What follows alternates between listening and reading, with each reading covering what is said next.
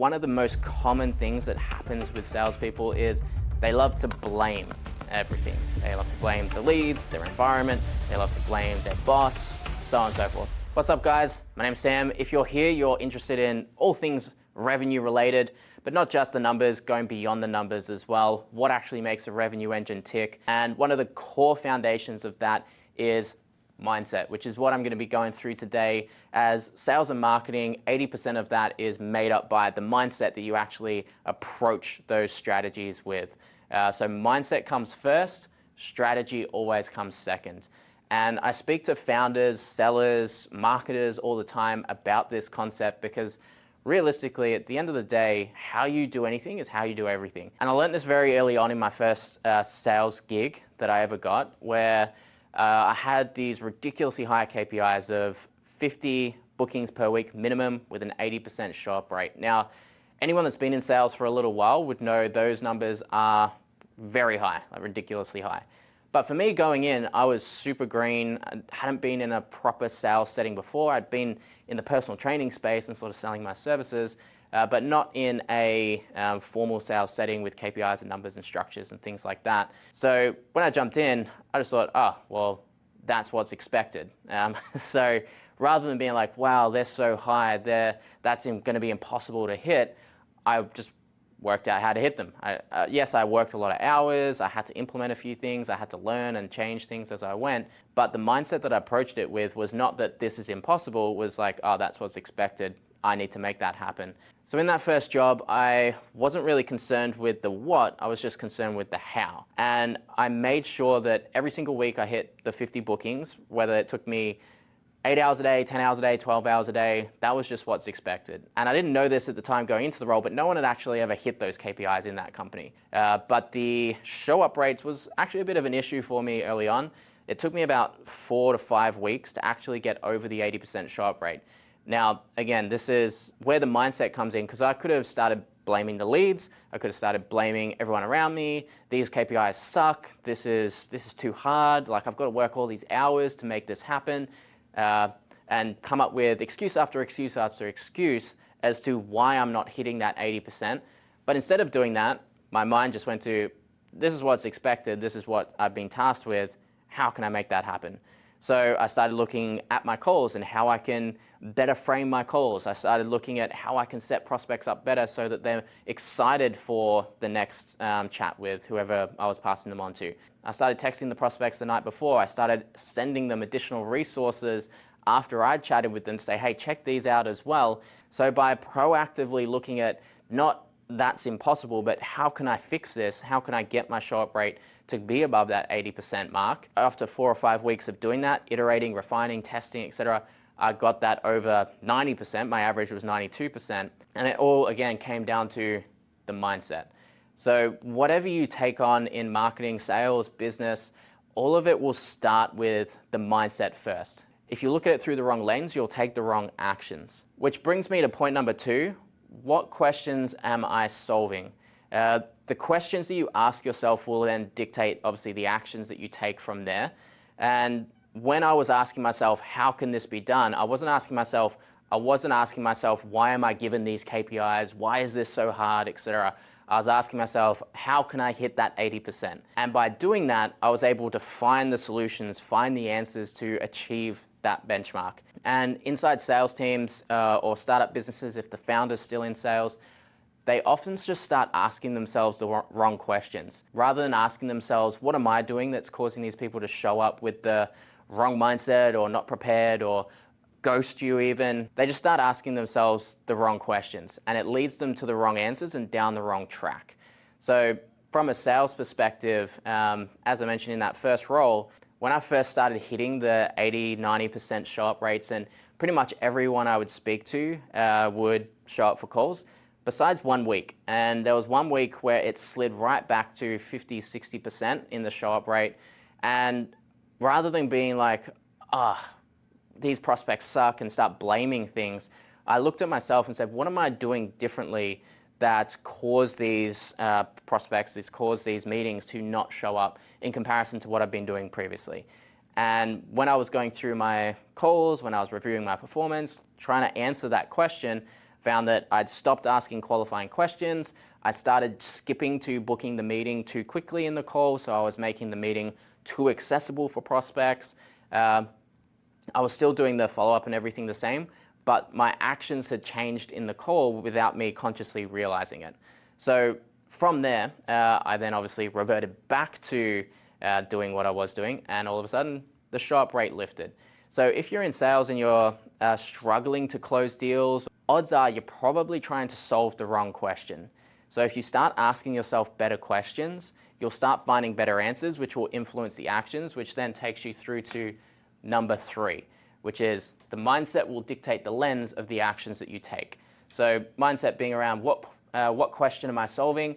That will influence how you think about solving that question. That will then influence the actions that you take as a result of answering that question. And a common one in sales, especially in appointment setting, is people will look at, for example, how can I sell this meeting? Now, selling the meeting is a very different mindset to come from versus how can I qualify this prospect, or how can I best set this prospect up to solve their problem? Two very different mindsets which will result in two very different forms of action. Marketing can be the same thing. A lot of people will look at how can I get as many leads as possible? How do I start to answer that question? Well, I can run clickbaity ads, I can give away ebooks, I can give away white papers, and just use lead magnets to try and get as many people to give me their details as possible, throw those details down to sales, and then sales can try and follow them up, chase them around and stuff like that. Versus, how can I create an empowered buying journey? Now, if we start to answer that question, we're going to obviously take very different actions from that. So now you might start to look at, okay, well, how can I produce more content so that people are attracting to our brand for the right reasons that resonate and vibe with our style, our approach, our philosophy? How can I introduce more long form into our buying journey so that people can get the 7-11 4 concept from Google, 7 hours of consumption across 11 touch points and 4 different mediums? How can we create that so that people build more trust before they even enter our sales process? So what can you do with this information after understanding that the mindset will dictate everything that happens going forward? Again, whether you're in sales, marketing, you're a founder, running a business, whatever position you find yourself in, firstly, start to look back at what problem am I actually solving and why am I trying to solve that problem? You need to understand that everything is your responsibility. Your numbers, how you perform, it's a high performance game. Same in marketing as well.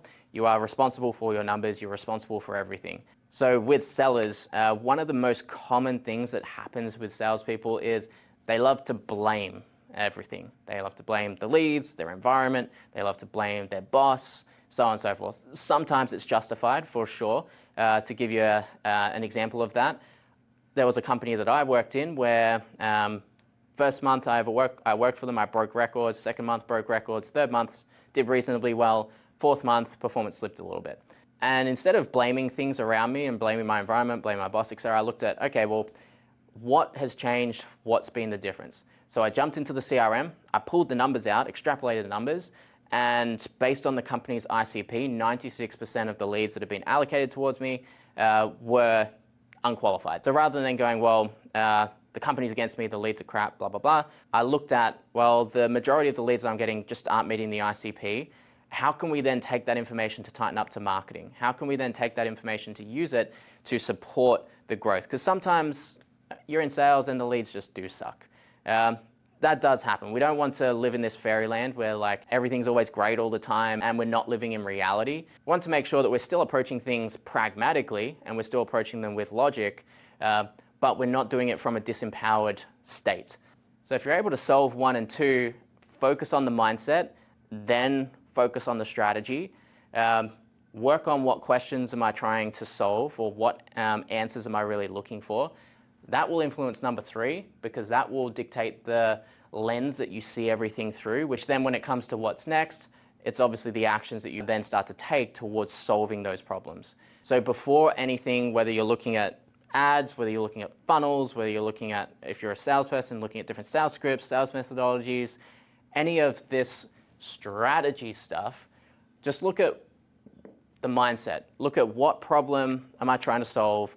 Why am I trying to solve it? and what lens am I looking at it through? Example of this, I was having a chat with a client this week who was trying to solve the problem of how can we create more educated buyers in their buying journey. Now that problem stemmed because they were getting a lot of information seekers, people early in their buying journey coming into sales pipeline, and initially their response was, these leads suck, I think the strategy's broken. And then when we took a step back and zoomed out, we're like, well, no, the strategy has been super profitable for the company. It's produced a 10x return on average over the last nearly 12 months. And one of the things for them is they have very strong long form content. So we looked at, well, if we know that a lot of people that consume your long form content tend to become clients, let's adjust to how can we introduce your long form content into our overall strategic process. So that for them, their prospects, their buyers are seeing more of them, especially the less educated ones, before they then reach sales. So the strategy didn't really need to change. The strategy just needed some tweaking and adjusting, which we've done, and now is resulting in more educated people jumping on the phone, people understanding more about the business, and revenue continuing to grow. So hopefully that example highlights the fact that how you look at things will dictate the actions you take and how you move forward. And typically when a business or revenue team, sales, marketing, etc., hit a ceiling and get stuck, it's because they're not asking the right questions, they're not trying to solve the right problems. They're circling around the wrong problems, and until they ask themselves better questions, they're not going to get the best results. So if you've made it this far in the video and you're thinking, well, I'm noticing this pop up in my business where we're trying to solve problems, but we're not really moving forward, work out which part of this process you might be stuck in. Is the mindset just off, which is leading to potentially the wrong execution or strategy? Are you asking yourself the wrong questions about the strategy that you've chosen based on the mindset? Or are you just simply taking the wrong actions, which is resulting in the wrong results? Let me know which stage you might be stuck in, and if there's any insights or advice I might be able to offer, I'm happy to obviously drop them down in the comments below. But to summarize everything we've gone through, if you are in stage one and you're still trying to determine what strategy you should be using for your go-to-market approach, first, start with the mindset. Look at how you want to bring buyers into your ecosystem. That could be high volume. You might be a high volume based business with low price points and you just want to get a lot of people and you want to just sell a lot of stuff. So you might be asking yourself, how can we sell a lot of stuff? There's nothing wrong with that. But you might also be a high value, high ticket service based business that doesn't want to sell a lot of stuff. And if you just focus on how can we sell, then you're going to miss the whole education component of the buying journey. So you're again going to attach the wrong strategy to the mindset. So solve that first, then move to the strategy. Then when the strategy is up and running and operating, you're going to go through bottlenecks, you're going to go through challenges, you're going to go through different iterations and adjustments that you need to make. Make sure you're asking yourself the right questions around what problems you're trying to solve. From there, that will dictate all actions that you take because the lens that you're looking at it through is coming from, for example, how can I empower the buyer? If you start asking yourself, how can I empower the buyer to want to take action with us? What you do as a part of your process is going to change dramatically versus how can I sell more stuff? That's going to, again, result in a different set of actions, which will then result in a different set of results. So if you're still here, again, thanks for tuning in for this long. If you're new to the channel, subscribe. We'll be coming out with more and more content like this. If there's anything you think we could do better or add more value on, or you just want any of these points explained in a bit more detail, drop a comment below, let us know, and we'll make some follow-up videos or some additional content to go with that. But for now, keep building better buying experiences, empower your buyers, and I'll see you on the next one.